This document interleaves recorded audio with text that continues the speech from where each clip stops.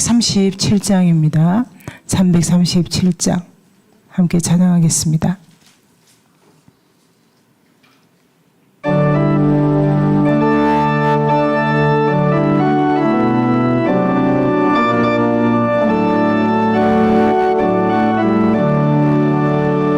내 모든 시험 짐은 주 예수 앞에 아뢰이며 기심에 쌓인 날 돌아보사 내게 준 모든 뜻이네. 무거운 짐을 남의 짐을 견디다 못해 쓰러질 때 불쌍히 여겨 구원해 주리 우리 주님 오직 예수. 내 모든 괴로움 닥치는 환란 주 예수 앞에 아뢰이며 주께서 친히 날 구해주사 날 부신 사랑 베푸시네. 무거운 짐을 남의 짐을 견디다 못해 쓰러질 때 불쌍히 여겨 구원해 주리 은혜 주님 오직 예수. 내 짐이 점점 무거워질 때 주 예수 앞에 아뢰이며 주께서 친히 날 구해주사 내 대신 짐을 져주시네. 무거운 짐을 남의 짐을 견디다 못해 쓰러질 때 불쌍히 여겨 구원해 주리 은혜 주님 오직 예수. 마음의 시험 무서운 죄를 주 예수 앞에 아뢰이며 예수는 나의 능력이 되사 세상을 이기 힘들지. 아멘. 무거운 짐을 남의 짐을 견디다 못해 쓰러질 때 불쌍히 여겨 구원해 주리 은혜 주님. 우리 4절 한번 더 하겠습니다. 내 몸의 시험 무서운 죄를 주 예수 앞에 아뢰이며 예수는 나의 능력이 되사 세상을 이긴 힘주시네. 무거운 짐을 남의 짐을 견디다 못해 쓰러질 때 불쌍히 여겨 구원해 주리 은혜 주님 오직 예수. 아멘.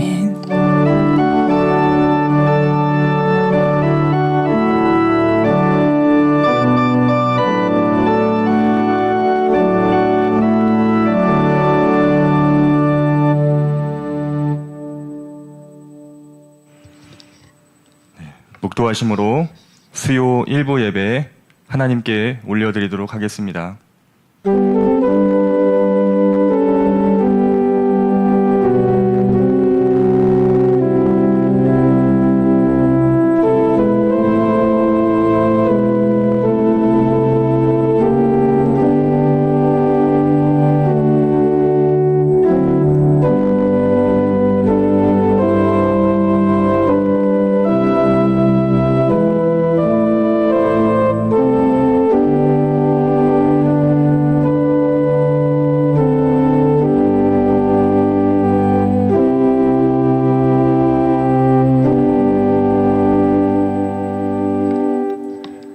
주의 말씀은 내 발의 등이요 내 길의 빛이니이다. 오늘도 함께 모여 주님을 예배할 수 있도록 인도하여 주심에 감사합니다. 하나님께 영광이요 또 우리에게 은혜의 시간 될 수 있도록 인도하여 주시옵소서. 모든 말씀 감사드리며 예수님의 이름으로 기도합니다. 찬송가 342장 함께 고백하겠습니다.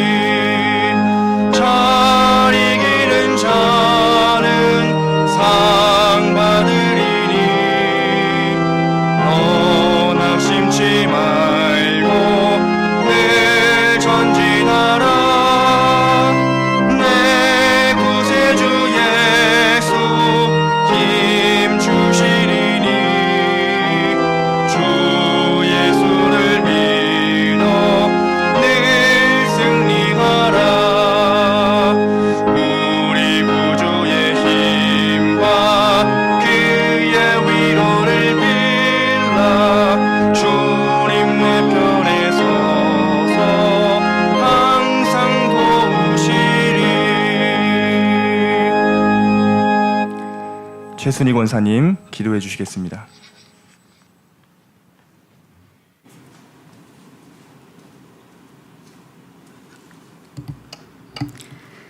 사랑과 은혜가 풍성하신 하나님, 지난 3일도 함께 하시고 수요 예배를 허락해 주셔서 감사합니다. 이 시간 주님 앞에 겸손히 나가오니 우리의 예배를 받아 주옵소서. 우리의 삶을 돌아봅니다. 주님을 기쁘시게 하지 못했던 모든 허물을 용서하여 주시고 주님의 은혜 안에서 새롭게 변화되기를 원합니다. 우리의 마음을 정결하게 하시고 주님께 더욱 가까이 나가게 하옵소서. 나라와 민족 그리고 우리 일터와 가정을 위해 기도합니다. 하나님의 인도하심 아래 평화와 사랑이 넘쳐나게 하시고 어려움 속에서도 믿음을 잃지 않게 붙들어 주옵소서. 오늘 말씀을 전하시는 목사님께 성령의 능력을 더하시어 생명의 말씀을 전하게 하시고 그 말씀을 통해 우리가 온전한 믿음으로 성장하게 하옵소서. 예배의 시종을 주님께 맡기오며 예수님의 이름으로 기도드립니다. 아멘.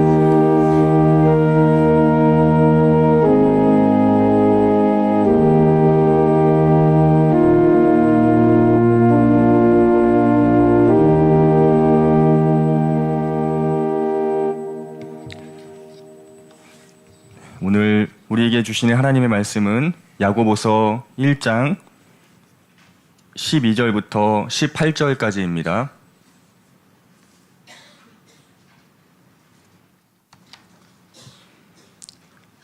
야고보서 1장 12절부터 18절까지 제가 한 절, 여러분들이 한 절 교독하도록 하겠습니다. 제가 먼저 읽겠습니다.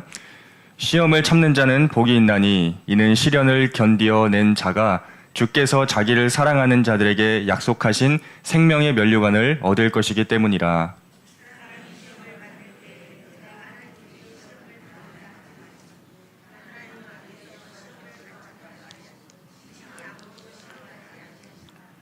오직 각 사람이 시험을 받는 것은 자기 욕심에 끌려 미혹됨이니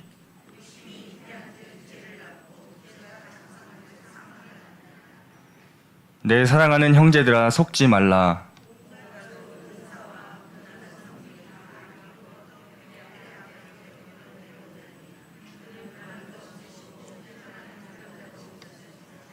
함께 읽겠습니다.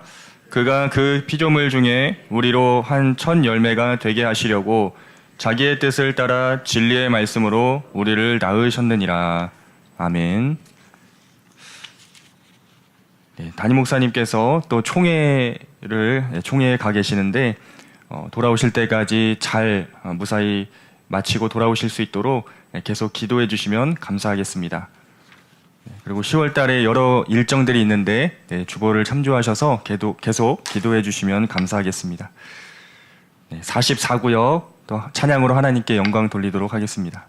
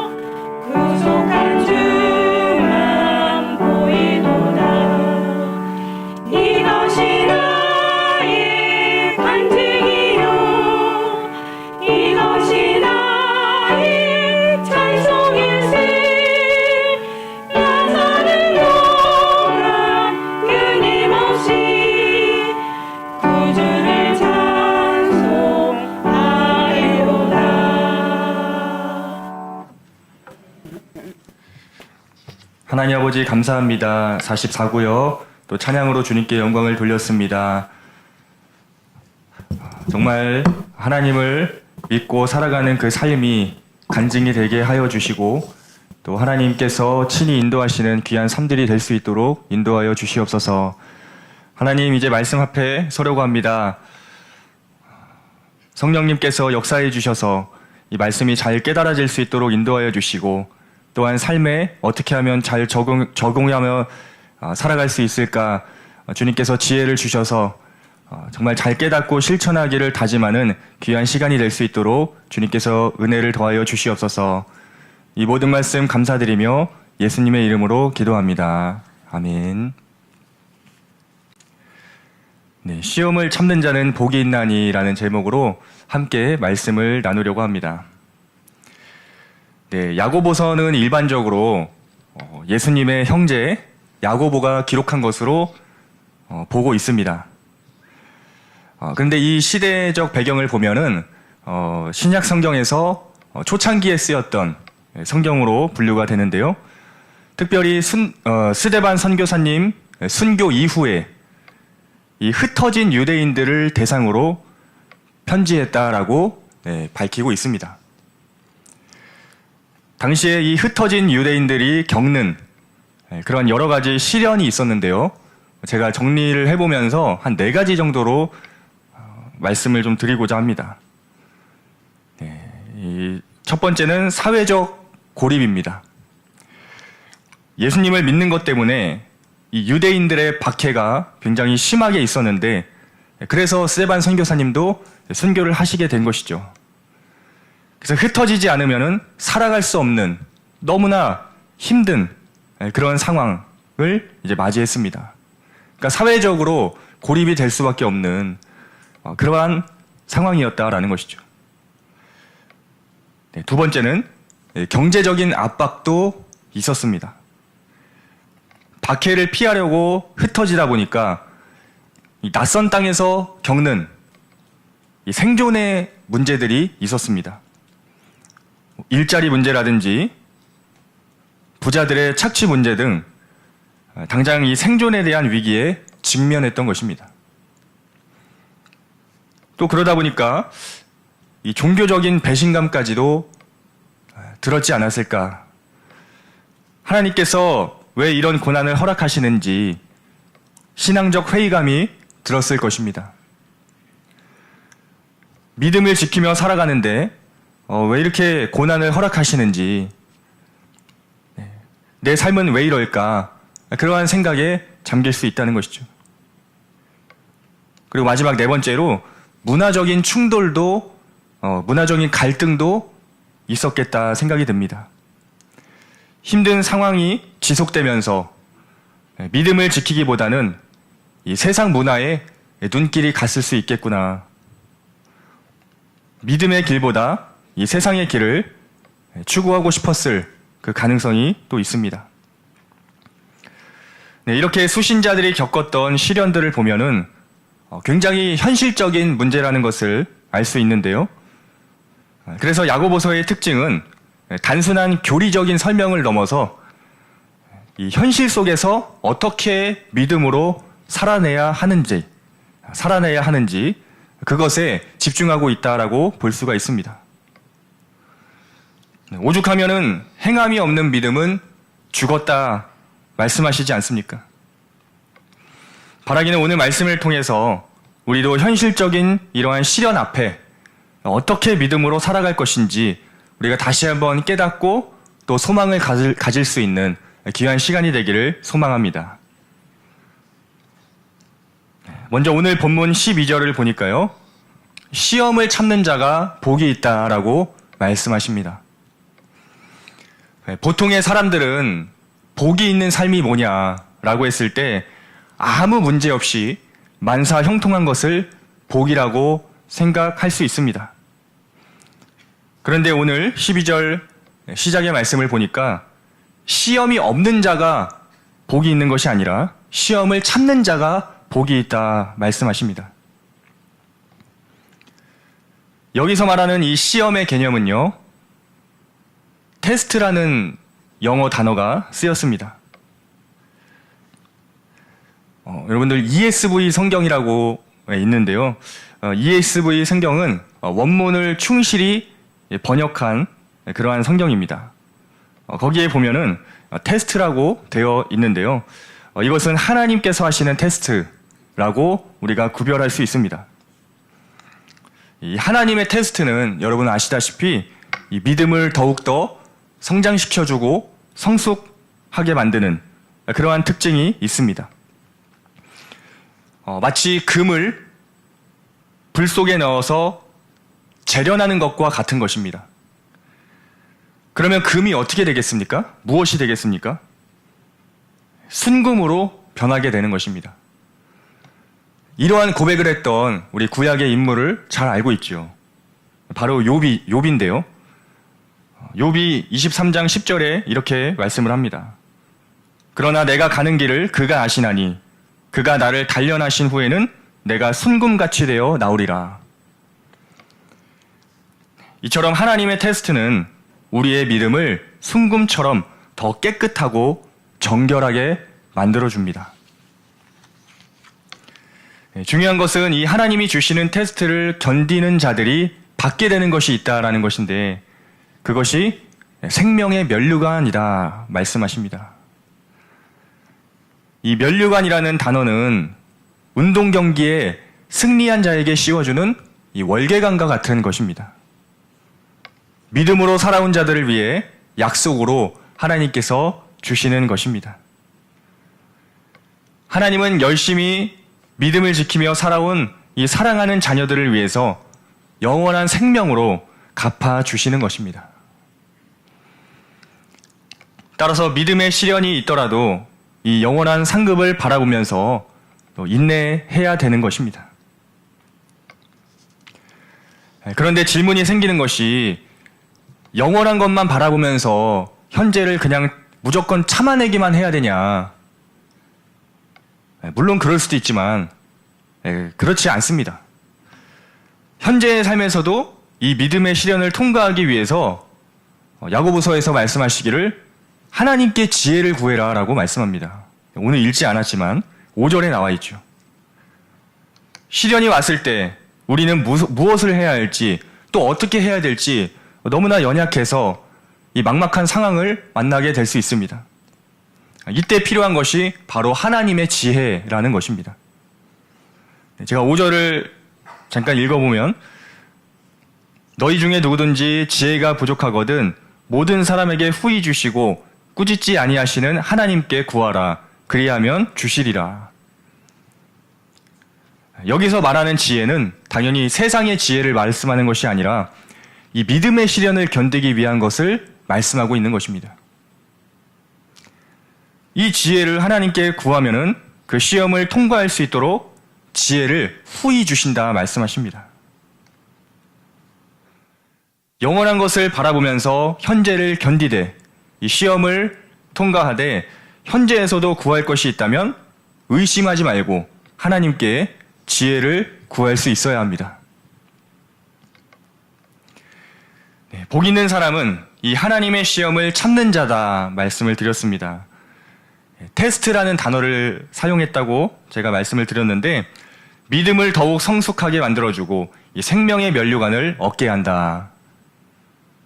굉장히 긍정적이고 또 좋은 것이죠. 그런데 13절 이하부터 나오는 이 시험이라는 단어는 문맥상 여러분들 느끼시겠지만은 이 12절의 시험이라는 것과는 개념이 좀 다릅니다. 역시 ESV 성경을 보다 보니까요. 앞절에 나왔던 테스트라는 단어가 쓰인 것이 아니라 이 템프테이션이라고 나와 있는 것을 또 확인할 수 있었습니다.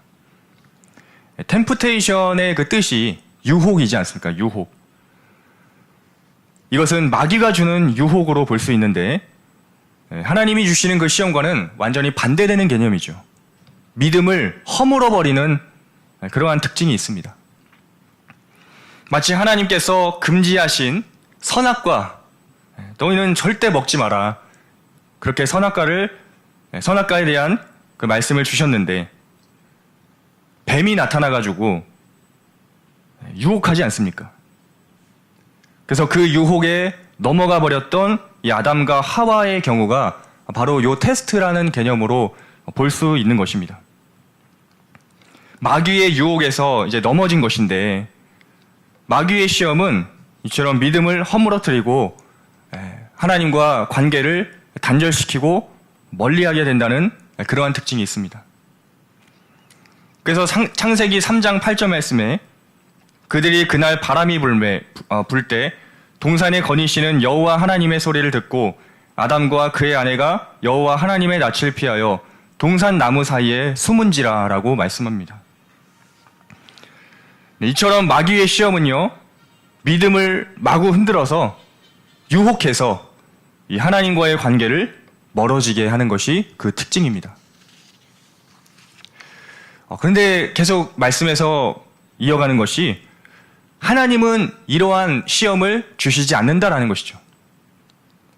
이 테스트라는 개념으로 시험을 줄 수 있지만, 그러니까 믿음의 성장에 대한 부분에서는 얼마든지 테스트할 수 있지만, 이 템프테이션, 이 유혹에 대한 개념으로는 시험하시지 않는다, 시험 받지도 않으신다, 그렇게 말씀을 하십니다. 그런데 많은 사람들이 이 시련을 겪고 나서 하나님 탓을 하는 경우가 종종 있습니다. 마치 아담처럼 자기가 잘못한 것인데도 회개하지 않고 본인에게 문제를 찾지 않고 하나님께서 만드신 그 여자 때문에 그렇습니다. 그렇게 하와를 탓하고 또 하나님을 탓하는, 원망하고 불평하는 그러한 모습이 우리 삶 가운데 종종 있다는 것입니다. 야고보는 속지 말라 말씀하고 있는데, 이 하나님의 시험은 믿음을 견고하게 하고 이 마귀의 시험은 믿음을 허물게 한다. 이것을 우리가 잘 분별할 수 있어야 할 것입니다. 네, 시험에 대한 개념을 우리가 두 가지로 지금 짧게 살펴봤는데, 야고보는 현재 흩어져 있는 유대인들에게 이 마귀가 주는 이 템프테이션의 개념에 대해서 말씀하고 있는 것이 아니라 하나님이 주는 그 시험에 대해서 이 테스트를 잘 견디라 하고 말씀하고 있는 것을 볼 수 있습니다. 그러니까 내 욕심으로 인해서 유혹에 빠져가지고 고난을 겪는 것이 아니라 예수를 믿음으로 인해서 다가오는 그 고난을 말하고 있는 것이죠. 서론에 말씀드렸던 것처럼 이 흩어져 있는 유대인들은 예수를 믿는다는 이유로 여러 가지 핍박을 받았고 차별을 받았으며 경제적인 부분까지 위협을 받았습니다. 이것을 생각해 보면 자기의 욕심에 의해서 생겨난 것이 아니지 않습니까? 피해야 되는 것이 아니라 힘들지만 견뎌야 하는 것이었습니다. 심지어 2절에는요, 이 시험을 기뻐하라라고까지 나와 있습니다. 사실 시험을 기쁘게 여기는 사람이 얼마나 있을까, 그런 생각도 해보게 되는데, 제가 학생들한테 이렇게 물어봐도요, 시험을 본다고 했을 때 좋다고 하는 친구들을 단 한 명도 본 적이 없습니다. 다들 힘들어하고요, 그 시험 기간이 되면은 벌써 예배 드릴 때 표정이 다릅니다. 근데 생각을 해보면 그 시험이 있기에 더 열심히 매달려서 공부하는 것이 아니겠습니까?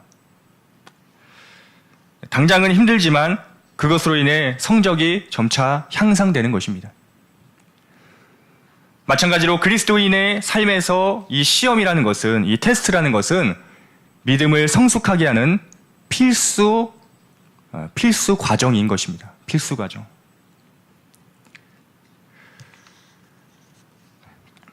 그래도 인간적인 생각에 이 힘든 상황을 하나님께서 좀 바꿔주시면 안 되는지, 조금만 더 편안하게 해주시면 안 되는지, 우리가 또 그런 의문이 생길 수 있습니다.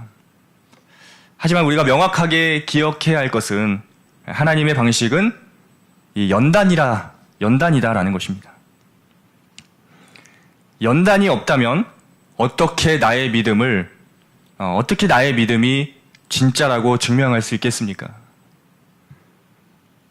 사람은 본성상 이 연단이 없으면은 하나님을 잘 찾지 않습니다. 그래서 시편의 기록자는 또 이렇게 말씀하시죠.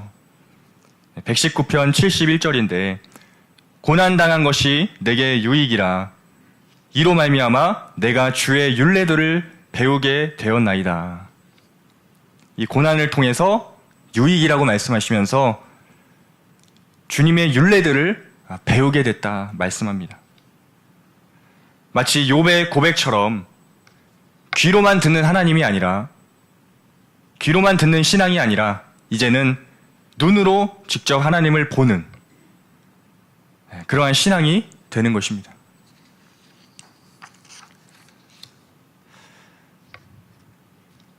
오늘날 우리도 이 연단의 과정 속에 있습니다. 비록 야고보서의 수신자와는 이 연단의 내용이 조금 다를 수 있겠지만 우리도 믿음의 성장이라는 면에서 이 하나님의 시험을 통과해야 하는, 견뎌야 하는 그러한 사람들입니다. 물질의 어려움이 있을 수 있습니다. 어떤 사람들은 왜 하는 일마다 이 모양이냐 하면서 받은 것에 대한 것보다는 이제 또 받지 못한 것, 그런 것에 집중하면서 또 하나님을 원망하고 또 탓하는 그러한 사람들이 있습니다. 우리는 어떻게 생각해야 되겠습니까? 그럴 때일수록 이 하나님을 더욱 의지해야 되는 때로 알고 주님께 엎드려서 도우심을 구하며 또 참고 기다려야 할 것입니다.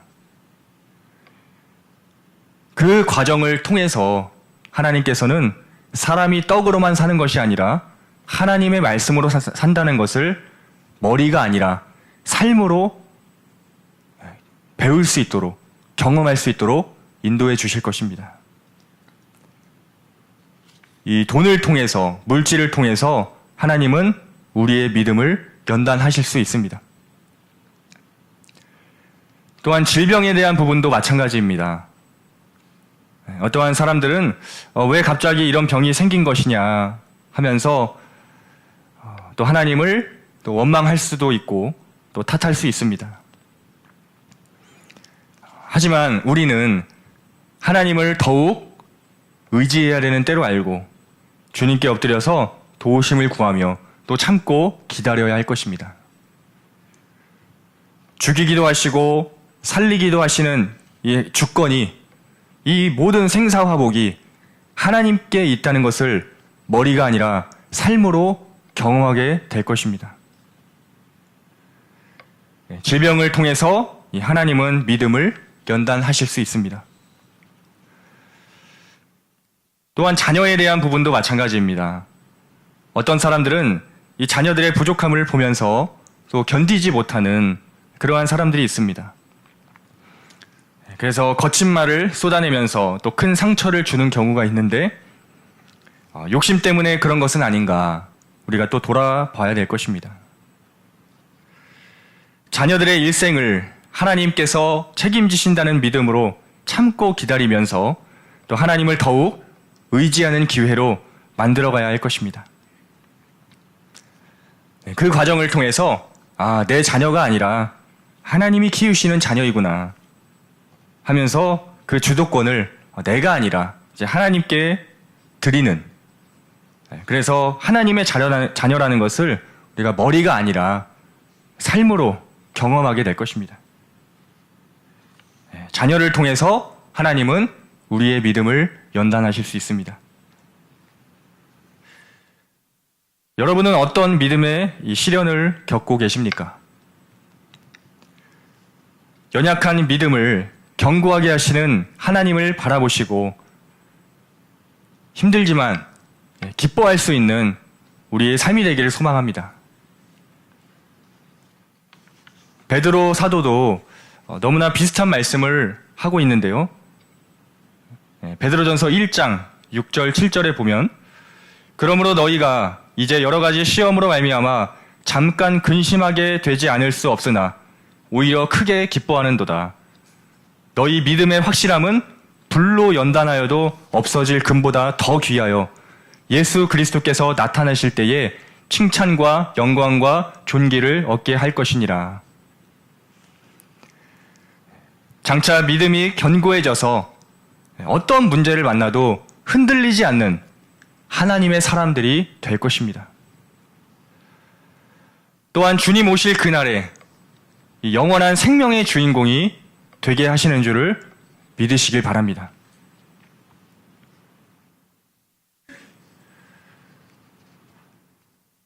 우리는 믿음의 시련이 찾아왔을 때 어떻게 생각하면 좋겠습니까? 먼저는 잘 분별해야 될 것입니다.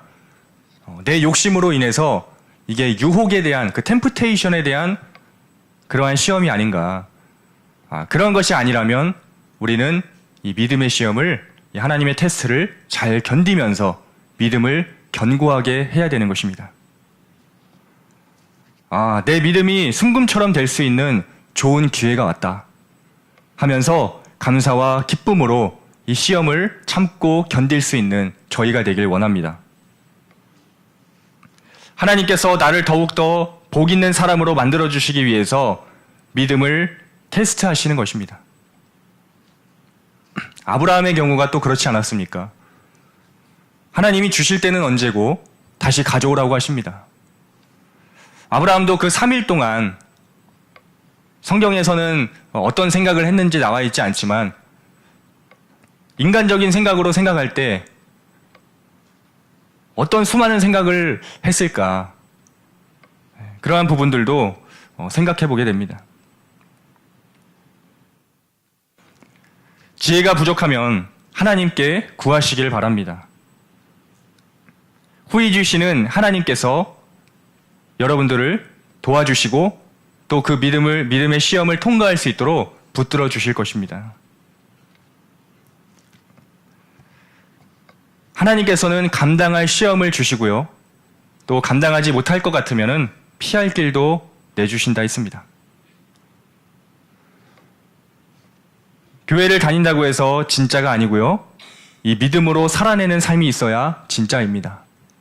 우리가 이 믿음의 시련을 피하거나 도망가지 말고 힘들지만은 내 믿음이 더욱더 견고해지고 있구나 생각하시면서 이 길을 걸어내시길 바랍니다. 제가 한 사람만 소개해드리고 말씀을 좀 마치고자 하는데요. 요셉이라는 사람도 참 연단의 기간이 있었지요. 여러분 잘 아시는 것처럼 13년이라는 그 기간이 있었습니다. 이 13년의 연단의 시간은요, 남들이 볼 때 너무나 억울하다고 생각할지 모르겠습니다. 형들한테 팔려가지고 보디발의 집에 가게 되고 또 거기서도 조금 인정받는가 싶더니 감옥으로 억울하게 누명을 씌워서 가게 됩니다. 또 거기서 그 관원장이 복직하면은 얘기해준다고 했는데 2년 동안 또 잊어버리죠. 그 요셉의 참 그 삶을 보면은 뭔가 잘 되는가 싶더니 또 떨어지고 되는가 싶더니 떨어지고 참 억울한 일들이 많이 있다라고 생각할지 모르겠습니다. 그런데 우리는 그 모든 과정을 다 알고 있지 않습니까? 요셉에게 반드시 필요한 과정이었기 때문에 하나님께서 그 기간을 허락하신 것입니다. 요셉은 경영학을 배울 수 있었는데요. 어디서 배울 수 있었을까요? 경영하는 거, 관리하고 뭐 이런 것들이죠. 보디발의 집과 감옥에서 관리자로 일하면서 조직 운영과 사람 관리 능력을 배웠을 것입니다. 그리고 경제학도 배울 수 있었습니다. 역시 보디발의 집에서 가정 충무로 있으면서 이 경제학을, 돈을 어떻게 써야 하는가, 그런 것들을 배울 수 있었고요. 또한 바로의 궁전에서 이 7년 풍년 동안에 이 백성들의 식량을 비축하는 책임을 맡으면서 국가 경제를 총괄하면서 실질적인 경제와 이 행정의 역량을 키웠을 것입니다. 그리고 정치학도 배울 수 있었다 이렇게 하는데요. 감옥에 있을 때 감옥에서 재판을 기다리는 동안에 그 감옥이 이제 고위 공직자들이 있었던 그런 곳이었는데 함께 교류하면서 또 이야기를 나누면서 애굽의 정치 상황을 간접적으로 배울 수 있었던 것입니다. 만약에 요셉이 이러한 억울한 일을, 사람들이 볼 때 억울한 일을 당하지 않았으면은 이러한 어떤 경영학이라든지 경제학이라든지 정치학과 같은 이런 것들을 또 어디서 배울 수 있었겠습니까? 결국 하나님께서는 버릴 것이 없이 다 연단하시고 나중에 사용했던 것입니다. 결국 요셉을 통해서 가족들이 구원을 받고요. 평안한 삶을 살아가게 되지 않습니까? 70명의 가족들이 함께 와서 살게 되죠. 그러면서 하나님께서는 하나님의 역사를 요셉이라는 사람을 통해서 이렇게 점점 써 내려가고 계셨던 것입니다. 당장은 이해가 안 되고 또 힘들고 답답할 수 있지만 우리가 연단을 통해서 믿음을 세워가시는 주님을 기대하며 또 기쁨으로 살아갈 수 있기를 원합니다. 하나님께서 불필요한 고난은 주시지 않는다. 다 필요하니까 주시는 것이다. 우리의 작은 머리로 다 이해할 수 없지만 그 하나님의 크신 계획을 우리가 신뢰하면서 이 믿음의 시련을 잘 참고 또 견디며 살아가는 우리 주왕의 모든 식구들이 다 되실 수 있기를 간절히 축복합니다. 우리 말씀을 기억하시면서 369장 함께 고백하겠습니다.